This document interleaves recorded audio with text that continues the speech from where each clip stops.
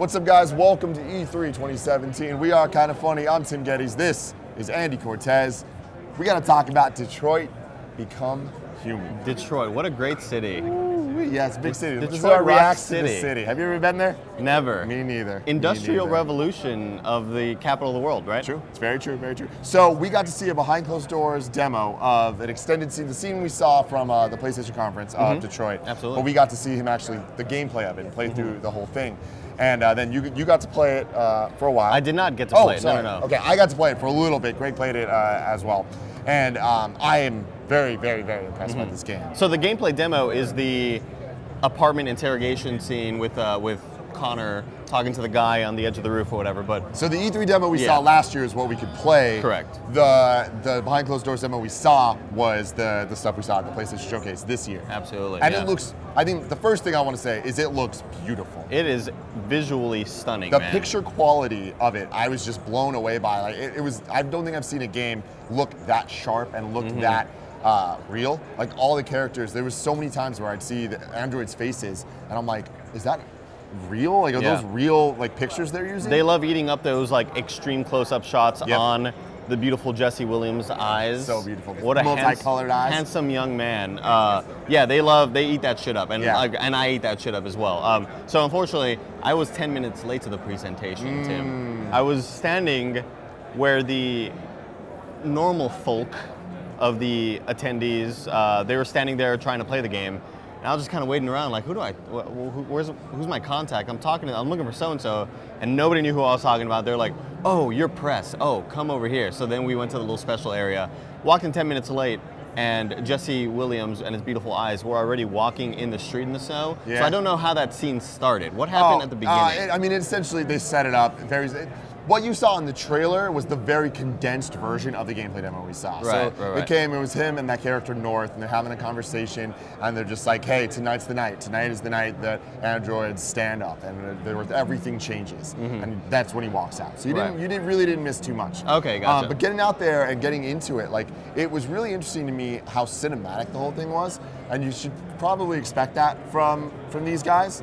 Like, with Heavy Rain, it was very Heavy Rain inspired. Absolutely. But I think the polish was just so much higher for this, where it didn't have any of the jank that I think that Heavy Rain kind of had in some places. Yeah. And the way that all of the prompts were hidden in the environment, it was like, man, like there's so much care put into making this a cinematic experience. And all the choices seemed very interesting. And as he was playing, there was so many times where I'm like, oh man, I want to see what that is, or how that differs from that. Sure. And I enjoyed that it wasn't all just this typical kind of like this or that, but it was kind of like when you see the silhouettes of what actions he's doing, and I have to choose that way of like, you don't know necessarily what run left or run right would change. Sure. And that kind of stress is like perfect for this type of game. Absolutely. Yeah, so I think the interrogation thing on top of the roof, that Connor guy who's holding a little girl up, is that the same? Is that just like a replicant model inside of the store that Jesse Williams eventually frees? I don't remember Jesse Williams' character's name, but you walk in there and you're freeing all the androids, and they say, Marcus is his name. Marcus, you're free now. Or what do they say? You're free now. You're free now. Yeah. So they're going to all these androids inside of that store, right? And it's the same demo that you saw because they crashed in with that big yellow truck. Yep. But we got to see how they got to the yellow truck. How they got the truck, They had what to they shut do down with the the truck. security and all that stuff to be able to, like, they could see that there was a security camera, so they sort of hacked into it, like very Watchdog style almost. Stole the car, crashed into that window. Yep. And then North saw a copy of herself. Yeah.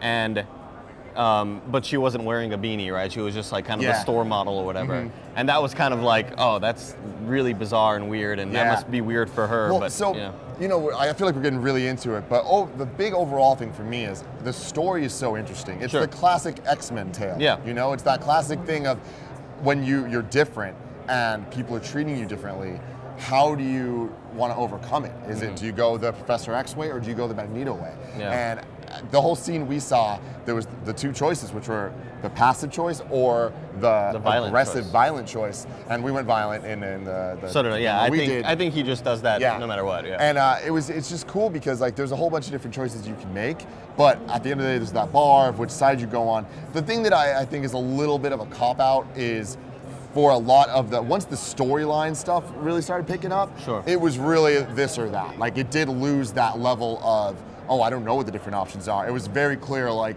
break the window or don't break the window.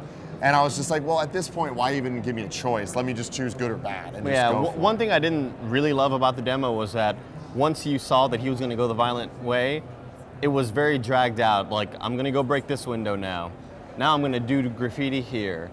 Now I'm going to go do this. And it was just like slow pacing and walking around the city. And I was like, all right, we get it. Like, we get it. You're fucking things up. And they were trying to show us all the, the bad things that you could do to the city or whatever. But it was a little bit drawn out for me. Yep. Also, when the cops finally arrive and and North is like, we got to get out of here. And 2 seconds later, like 5 of the androids are dead in the street, and North is laying over one crying, and she's like, they slaughtered all of them. That it happened way too quick. Like pacing wise was awful. I am right there with you. Yeah. Where I thought that all of the dialogue and the characterization throughout the entire demo was on point. Yeah. And I cared about the characters, and North and Marcus's relationship was interesting to me. And then the moment that happened, I was just like, this was not earned at all. Yeah. And the bigger thing was it felt confusing. Now it was out of context, so there might have been something that built up to it. But like, yeah, he looks down, he's like, what happened? Like, they slaughtered them all, and she's crying, and then she was just like, he was like, who did it?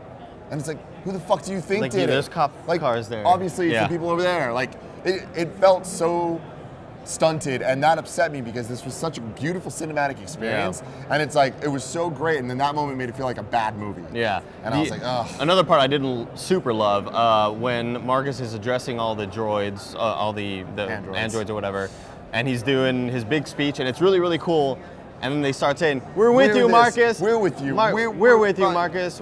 And like the lip sync looked really off, and it was awkward. Well, it's because there was a bunch of voices, and it sounded like they just recorded a lot of random people, just like, "Hey, can you say I'm with Marcus? Can you say we're with Marcus?" with you, Marcus. And they played it over and over, and I had the same. Awkward. It's so funny. I had the exact same thoughts as you through this, but the thing that made me think is it was so awkward that I wonder if that's a plot point of these androids are socially awkward.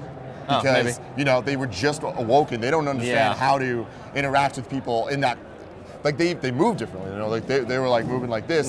Whereas he was like way more like he's like a human being. Yeah. So maybe that's kind of built in, and like that could be interesting, but as it stands now, it was a really awkward scene. The idea of digital graffiti I was like, that's kind of cheesy. I didn't super love that either. And that's the thing too, is like there was a lot of like leaps in logic of just like, I mean, it is 2038, so who knows? But it was like, when you're talking about it being drawn out of him breaking way too many windows, it was just like, all right, cool. Like, the graffiti is one thing, but then hacking it so that all the TVs are playing your fucking message, I'm like, and whatever, I get that we're just being nitpicky, but it is one of those things where it's like, that was the experience, and it hit a point where it went from being, this is super cool, to like, all right, cool, I get it, keep going. Yeah, one small detail I really loved, he did different things than our demos, right? So in mine, when there's some cops coming, he chose to hide. Where in yours, he chose to act casual, act natural, and make out with a girl or whatever. But with mine, he ran away and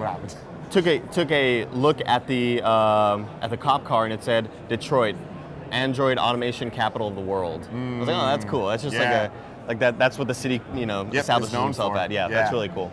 But oh my God, it looks fucking good. I can't wait. I feel like we've been really negative in this, but we were just picking apart the things that we didn't like. I was so engrossed. I really loved the use of music, where depending on your choices, the music would change and become way more dynamic, and it totally set the tone for the whole thing. And again, it's beautiful. It was super engaging. I think the story is very interesting, and I'm excited to see how they do something different than the typical X-Men stuff. And I think the use of the different perspectives between the 3 different characters all seeing the same story is going to be very interesting, and I cannot wait. No release date at all, no release window, no release anything. I mean, it's Heavy Rain set in the future. I'm all for it. Yeah, exactly. And they said that they're about to hit alpha. So it is far along, but not that far along. Okay, gotcha. And he was saying that he defines alpha as the game is complete. It's just like the whole game could be played through, but every scene bug polish. Exactly, and every scene's not up to the quality standard. The scenes that we saw in the demo, and they were gorgeous, and they were great. So if everything else matches that, we're going to be in for a really good time. I hope so, Tim. Well, you can stay tuned right here on youtube.com/kindoffunnygames for way more E3 2017 stuff. Until next time, I love you. I love you too, Andy. I love you too, Tim. Good. Kiss. No. No. Not now. Sexton.